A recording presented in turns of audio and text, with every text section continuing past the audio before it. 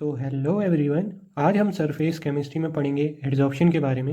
Adsorption surface chemistry का important topic है। यहाँ से क्वेश्चन आने की प्रोबेबिलिटी काफ़ी ज़्यादा होती है, मेनली टाइप्स और फ्रेंडलिज एडजॉर्प्शन आइसोथर्म से। तो सबसे पहले आप एडजॉर्प्शन की डेफिनेशन नोट कर सकते हैं। It is the process of increase in concentration of molecular species on the surface of solid और liquid than in the bulk. तो हमारे पास में एक सब्सटेंस है, उसके आसपास में मॉलिक्यूलर स्पीसीज है, तो इस सब्सटेंस के सरफेस पे कुछ रेजिडुअल फोर्सेस होगी जो कि इन मॉलिक्यूल्स को अपने पास में अट्रैक्ट कर लेंगी ताकि ये इसके सरफेस पे कॉन्सेंट्रेट हो सके। वहीं हमारे पास में एक नियरली सेम टर्म आती है एब्जॉर्प्शन इसमें, लेकिन हमारे पास में जो मॉलिक्यूलर स्पीसीज होती हैं वो सरफेस पे कॉन्सेंट्रेट ना होके पूरे बल्क में यूनिफॉर्मली डिस्ट्रीब्यूट हो जाती हैं। तो हमारे पास में जो एब्जॉर्प्शन होती है वो शुरू में फास्ट होती है, लेकिन जो एब्जॉर्प्शन होती है वो यूनिफॉर्म रेट से अकर करती है। आप इनके एग्जाम्पल याद रख सकते हैं, जैसे कि एडजॉर्प्शन के केस में सिलिका जेल हमारा एब्जॉर्ब करता है वाटर वेपर को, और एब्जॉर्प्शन के केस में एनहाइड्रस CaCl2 एब्जॉर्ब करेगा वाटर वेपर्स को। इस चैप्टर में हम सिर्फ एब्जॉर्प्शन पढ़ेंगे, एब्जॉर्प्शन के बारे में नहीं पढ़ेंगे। तो एब्जॉर्प्शन में हमारे पास में दो टर्म्स आती हैं, एड्जॉर्बेट और एड्जॉर्बेंट। एड्जॉर्बेट वो मॉलिक्यूलर स्पीसीज होती हैं जिनका एड्जॉर्प्शन हो रहा होता है, और एड्जॉर्बेंट वो सब्सटेंस होता है जिसके सरफेस पे हमारी एड्जॉर्प्शन अक्कर करती है। ये सॉलिड और लिक्विड हो सकते हैं, लेकिन ये गैस क्यों नहीं हो सकते? क्योंकि गैसेस के केस में कंप्लीट मिसिबिलिटी की वजह से कोई इंटरफेस नहीं बन सकता। आप एक और बात ध्यान रख सकते हैं कि जो हमारे सॉलिड होते हैं वो अच्छे एड्जॉर्बेंट होते हैं पाउडर्ड स्टेट और फाइनली डिवाइडेड स्टेट में, क्योंकि इस स्टेट में उनका सरफेस एरिया काफ़ी ज़्यादा होता है, और हम जानते हैं कि एड्जॉर्प्शन सरफेस एरिया के साथ इंक्रीज करती है। जितना ज़्यादा सरफेस एरिया होगा उतनी ज़्यादा हमारे पास में एड्जॉर्प्शन होगी। नेक्स्ट हम आते हैं थर्मोडाइनमिक्स ऑफ एड्जॉर्प्शन पे। तो इसमें आपको ये तीन रिजल्ट अच्छे से याद होने चाहिए, क्योंकि हमारी एड्जॉर्प्शन एक स्पॉन्टेनियस प्रोसेस है। तो इसके केस में Gibbs free energy change delta G हमारी नेगेटिव होगी, और क्योंकि जो हमारी मॉलिक्यूलर स्पीसीज हैं वो सरफेस ऑफ एड्जॉर्बेंट पे कंसंट्रेट हो रही हैं, तो डेल्टा एस एंट्रोपी चेंज तो नेगेटिव ही होगा। और अगर हमें एड्जॉर्प्शन को स्पॉन्टेनियस बनाना है, डेल्टा जी को नेगेटिव लाना है, डेल्टा एच तो पहले से ही नेगेटिव है, तो हमें एंथैल्पी चेंज यानी कि डेल्टा एच को भी नेगेटिव, हाईली नेगेटिव रखना होगा, तभी हमारे पास में डेल्टा जी नेगेटिव आएगी। तो आपको इन तीनों को याद रखना है कि एडजॉर्प्शन के केस में सभी पैरामीटर नेगेटिव होते हैं। ये काफ़ी इंपॉर्टेंट है यहाँ से। तो नेक्स्ट हम आते हैं एब्जॉर्प्शन पे। जब एडजॉर्प्शन और एब्जॉर्प्शन एक साथ हो रहे होते हैं तो हम उसको बोल सकते हैं सॉर्प्शन। इसका बेस्ट एग्जांपल है chalk stick dipped in ink. जब हम एक चॉक स्टिक को इंक में डालते हैं तो इंक का कलर सिर्फ चॉक के आउटर सरफेस पे ही होता है। जब हम चॉक को काट के देखेंगे, कभी करके देखिएगा, तो अंदर से चॉक बिल्कुल वाइट होगी अगर वाइट चॉक लेंगे तो ऐसा इसलिए होता है क्योंकि जो कलर होता है वो चॉक एब्जॉर्ब कर लेती है, और जो सॉल्वेंट होता है वो चॉक के द्वारा एब्जॉर्ब किया जाता है, इसलिए हमें अंदर कलर देखने को नहीं मिलता। और एक और टर्म है एक्लूजन। इसकी भी आप डेफिनेशन ध्यान रख सकते हैं कि absorption of gas on finally divided metal, जैसे कि निकल, प्लेटिनम, पैलिडियम एक्सेट्रा। नेक्स्ट हम आते हैं टाइप्स ऑफ एब्जॉर्प्शन पे। हमारे पास में दो टाइप की एब्जॉर्प्शन होती है, physical absorption and chemical absorption. Physical absorption को हम फिजॉर्प्शन भी बोलते हैं, और केमिकल एब्जॉर्प्शन को हम केमिजॉर्प्शन या फिर एक्टिवेटेड एब्जॉर्प्शन बोल सकते हैं।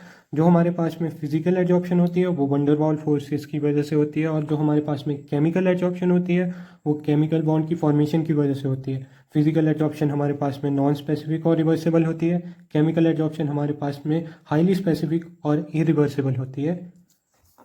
और एक्टिवेशन एनर्जी की ज़रूरत हमें फिजिकल एब्जॉर्प्शन में कोई खास ज़रूरत नहीं है, एक्टिवेशन एनर्जी की नहीं होती रिक्वायरमेंट। केमिकल एब्जॉर्प्शन में हमारे पास में एक्टिवेशन एनर्जी की रिक्वायरमेंट होती है, क्योंकि हमें केमिकल बॉन्ड बनाना है, उसके लिए हमें एनर्जी की ज़रूरत पड़ेगी। और इंथैल्पी ऑफ एब्जॉर्प्शन की वैल्यू फिजिकल एब्जॉर्प्शन में काफ़ी लो होती है, 20 to 40 किलो जूल पर मोल। वैल्यू याद रखने की ज़रूरत नहीं है आपको।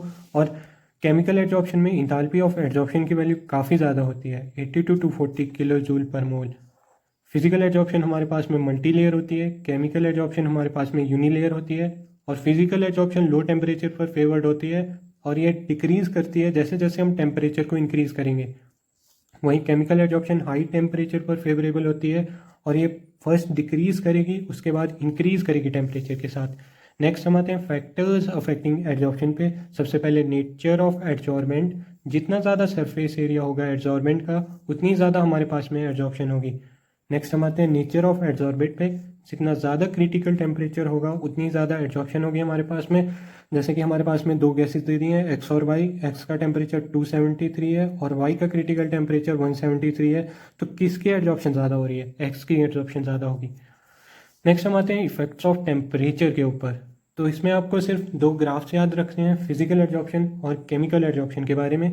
एक्स बाई एम और टी के बीच में ग्राफ। एक्स बाई एम हमारे पास में यहाँ पे अमाउंट ऑफ एड्जॉर्बेट पर ग्राम ऑफ एड्जॉर्बेंट। तो फिजिकल एडजॉर्प्शन के लिए एक्स बाई एम और टेम्परेचर के बीच में ग्राफ ऐसा होगा, क्योंकि ये रेगुलरली डिक्रीज करती है टेम्परेचर के इंक्रीज करने के साथ। वहीं केमिकल एडजॉर्प्शन के केस में एक्स बाई एम और टेम्परेचर के बीच में ग्राफ ऐसा होगा, क्योंकि ये फर्स्ट इंक्रीज करती है देन डिक्रीज करती है टेम्परेचर के साथ में। तो अब हम आते हैं इफेक्ट ऑफ प्रेशर के ऊपर। इसमें हम पढ़ेंगे फ्रिंडलिच एडजॉर्प्शन आइसोथर्म। काफ़ी इंपॉर्टेंट है। इसमें आपको ध्यान रखना है कि ये मेनली फिजिकल एडजॉर्प्शन के लिए एप्लीकेबल है और सिंगल लेयर एडजॉर्प्शन के लिए। फिजिकल एडजॉर्प्शन और सिंगल लेयर एडजॉर्प्शन आपसे पूछ सकता है कि ये ग्राफ है, ये फिजिकल एडजॉर्प्शन और सिंगल लेयर एडजॉर्प्शन के लिए कौन सा वाला है इनमें से। तो एक्स बाई एम और प्रेशर के बीच में अगर हम ग्राफ प्लॉट करेंगे तो ये कुछ ऐसा मिलेगा आपको। इसका मैथमेटिकल रिलेशन काफ़ी पूछते हैं। X by m equal to k p की पावर 1/m। एक्स यहाँ पे अमाउंट ऑफ एड्जॉर्बेट है, एम यहाँ पे मास ऑफ एड्जॉर्बेंट है, के और एन हमारे पास में कांस्टेंट हैं जो कि नेचर ऑफ एड्जॉर्बेंट पे डिपेंड करते हैं। प्रेशर यहाँ पे पी हमारे पास में प्रेशर ऑफ गैस है। तो आपको ये ध्यान रखना है कि 1/n की वैल्यू 0 और 1 के बीच में लाई करती है और n की value greater than equal to 1 होती है। मेनली आपसे ऊपर वाला पूछेगा 1/n का। तो आपसे ये भी पूछ सकता है कि जो ग्राफ है उसके डिफरेंट रीजन में रिलेशन क्या होता है एक्स बाई एम का प्रेशर के साथ।